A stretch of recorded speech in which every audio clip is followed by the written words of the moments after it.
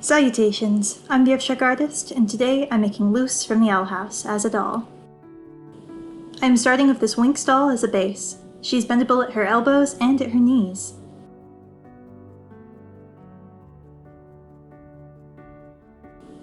I begin with pulling out her eyelashes with pliers, as Luce in the show does not have 3D lashes.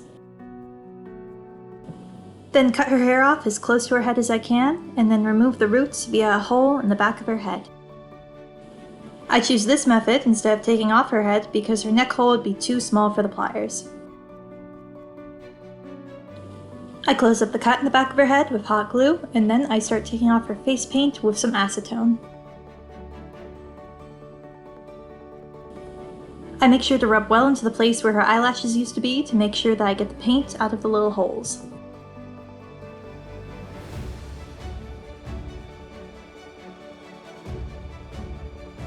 So the footage I'm about to show you is actually from her first face-up. It didn't come out right and I ended up redoing her. I decided to show the footage anyway as there were parts that I kept. Her eyes and eyebrows were the main problem. Their placement and sizing were wrong. But her nose and mouth came out pretty good. I used watercolor pencils and chalk pastels to shade and color her face. I used mostly browns and reds with black for the deepest parts, like in the nostrils and the corners of her mouth. Here you can see me starting to use a lighter colored brown to sketch out the placement of where I want her eyes to be. I also shade underneath her nose to try and make it look a little bit more wider and round and highlighted on the top in the way it does in the show. I went along the corners of her mouth to turn them upward and make it a little bit more like a smiling position, as well as lining her entire lip line to make it look a little bit darker and more like she has line art going there. I began filling in the colors of her eye whites and browns and the blacks around her eyes as well. I used epoxy sculpt clay to round out her ears and make them stick out further, and then I painted them in her skin tone and added on her earrings with some more paint. At this point, I stopped trying to convince myself that this shit looked anything close to what it was supposed to, and I wiped the slate clean with some acetone. Luce's eyes and eyebrows get redrawn on with the same Mr. Super Clear watercolor pencils and chalk pastels as the first face-up. I sprayed her face many times, just mainly even trying to get her eye whites to build up in the first place, but I ended up really liking how it turned out.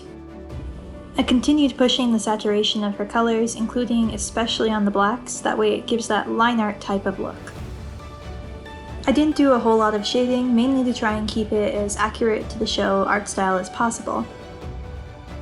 I went over the sclera of her eyes with white paint because it wasn't building the way I wanted it to, and then I gave her eye highlights with a white charcoal pencil.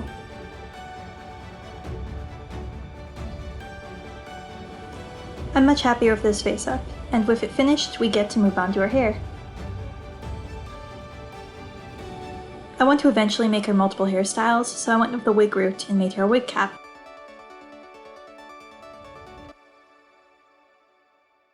I begin gluing on brown yarn wefts to the back of her head. I start with the back and the sides of her temples and slowly begin working my way upward.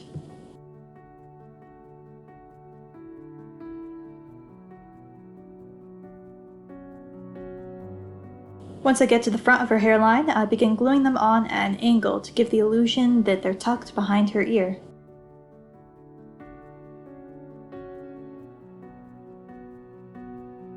With her mullet stage in full swing, I heat up a bar knife with a flat iron and I begin shaping her hair to stick out at the bottom.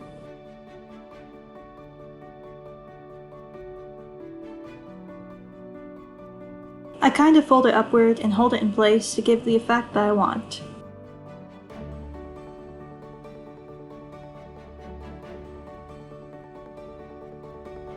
After a trim, I use strings to hold her hair in place so I can tidy the edges with some glue.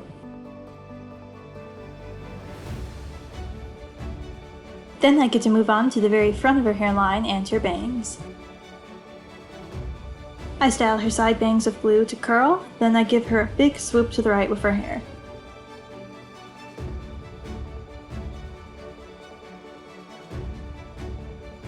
With her front section done, I glue a huge clump of wefts to the top of her head for her pointy bits.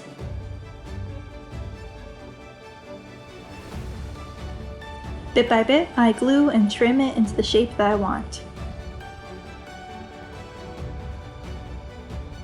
Then I repeat that 2 more times to finish off the hair.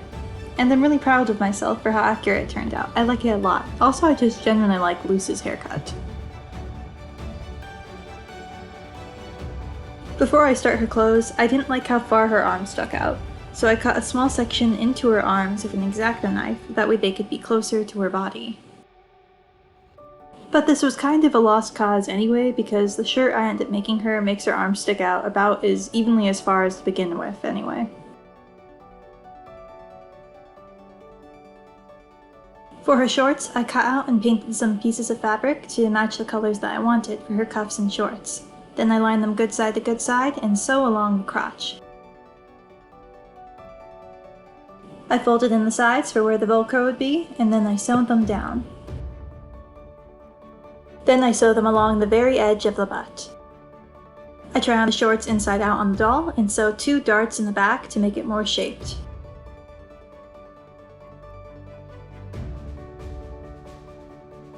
Then I try them back on the right side out to make sure the shape is right. Then once I'm satisfied, I glue on her cuffs with hot glue and I paint on the details like her pockets and the lining of her shorts.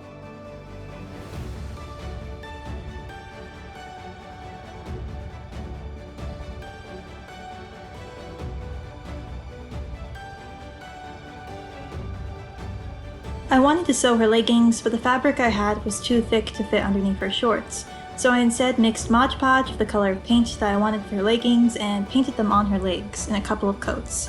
It came out a bit shiny, but Mr. Super Clear didn't really seem to work to make it less shiny. For Luce's shirt, I begin by pinning white fabric in place and sketching out where her stripe would be. These are all the pattern pieces that I used for her shirt. I watered down some acrylic paint and painted in the purple sections of her shirt.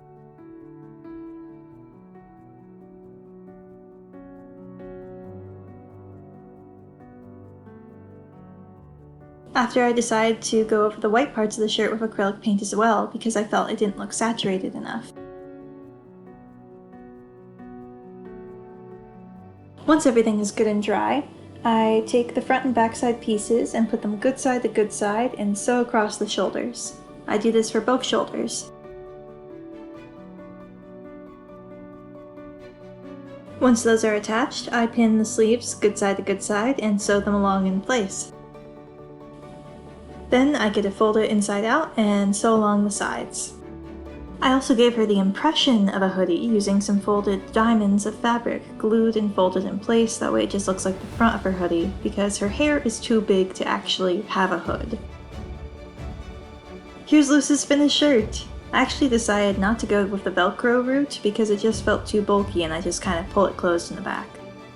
Luce has very simple white shoes, so I begin with tinfoiling her feet and making a paper mache base.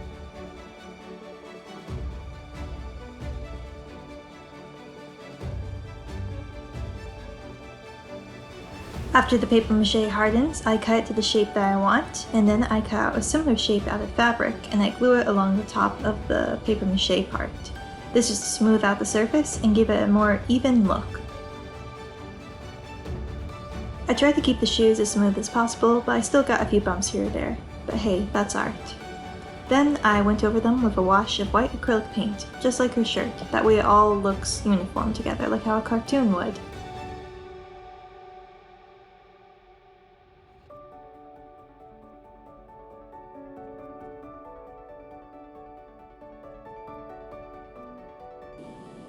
Now, before I show you the finished Luce doll, I had to make her some accessories. So I had to go with as many fantasy items as I could because it's a magical world. So first up, we of course had to make a few of her talismans. So I started with her talisman egg. With epoxy clay, I start by making a pre-hardened ball of clay itself, and then I wrap coils of more clay around it in a spiraling shape to give the effect that the egg had. This is what it looks like once I have finished smoothing it out and it is hardened. I go over the egg in a base color of blue, making sure to get deep into all the crevices of the coils, that way it can have a base color for the ombre effect. The ink goes from light blue at the bottom to light green at the top, and I made sure to water down my paints to help get a smooth finish. I go over it in layers too, that way it gets less chunky and you can see less brush strokes in the paint.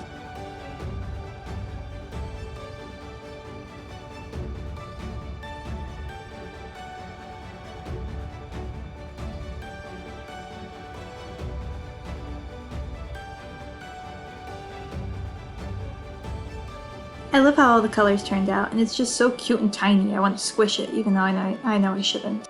I paint on the details of the tiny blue spirals, and then I seal it off with glue. Then I wrap it in some light fabric to make it have its little blanket effect.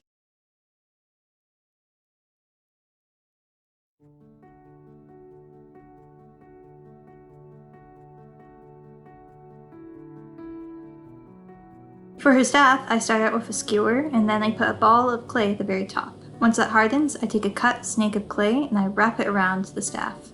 Then I just smooth out all the seams and edges. I have to make sure they're lined up right, because otherwise it looks a bit more Frankenstein-y than it should.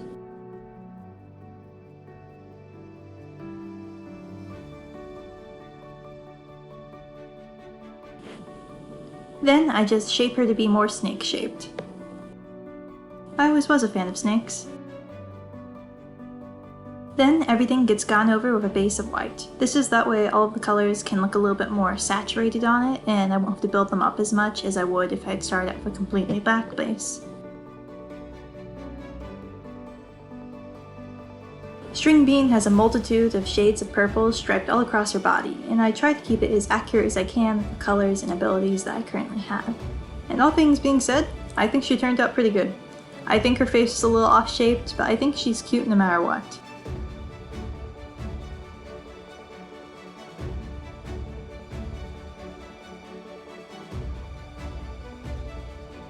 I line her mouth with black paint, and then I mark where her eyes will be in white paint. Then I go over her body with some green paint for the orb and for her eyes. Oh, what else did I make? You guessed it, String Bean in another one of her, I think you can say normal forms? However you phrase it, the one where she's not an orb or attached to a staff. I twisted a small wire frame, and then I began sticking clay around it, both for her head and tail, and then some twists all the way around to make a base for the rest of the chunkiness of her body. I then smoothed out the surface of some flattened pieces of clay that I smush and smear all around to try and cover up all of the rest of the not smoothness. I'm very great with describing things, as you can tell. I used a toothpick while sculpting most of this to help smooth out areas that I couldn't reach with my fingers. Now I get to add on her iconic spikes and her little ears that make her much more recognizable. I just made her ears have a little simple pointed teardrop shape.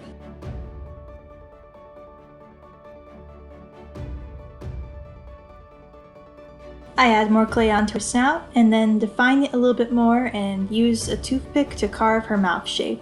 It's very snake and cat-like with a little bit of a grin going. This is what she looks like finished after being sculpted. She's so cute, I love how derpy she looks. Then she just gets sanded, that way I can prep her for the painting. I also sketch on where all of her lines and colors will be as a guideline for myself. Same as the other two String Beans, this one gets a little coat of paint of white underneath to help make everything blend a bit easier. But also her underbelly is actually white this time. She gets a dark stripe of purple on top, and then a lighter stripe of purple along the middle of her sides.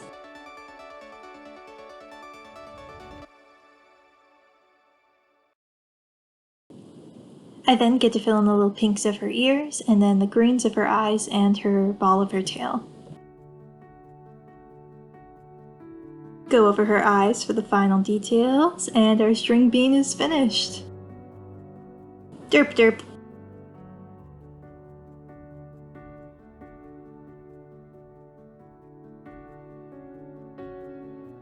Since I'm overdramatic and a sucker for details, I also decided to sculpt her a miniature Good Witch Azura doll out of this miniature Bratz. Also, side note, but we just literally met our 250 subscriber goal while I'm editing this video. meaning I'm now going to make Jinx's lair from Arcane in doll size to go with my Arcane dolls, and I'm really pumped for it. I'm still going to be publishing this and having other dolls come out at the same time because I'm going to work multiple projects at once because I'm crazy, so stay tuned for that. Some little other items that I made are 2 Tamagotchis, one for Luce and one for her girlfriend Amity, and also some little owl hootie cookies because, yes, how could I not? I love Luce as a character, and I'm really glad to have added her to my collection of dolls I've made. I do plan on making many more Owl House characters to come, at very least all the ones that I like, but I also am going to be working on a lot of other projects, but my Amity doll is already started. I work on a lot of other dolls as well, such as from characters like from shows of Arcane and Ghibli movies, and I'm eventually going to do some Avatar The Last Airbender dolls as well, so stay tuned for all of that.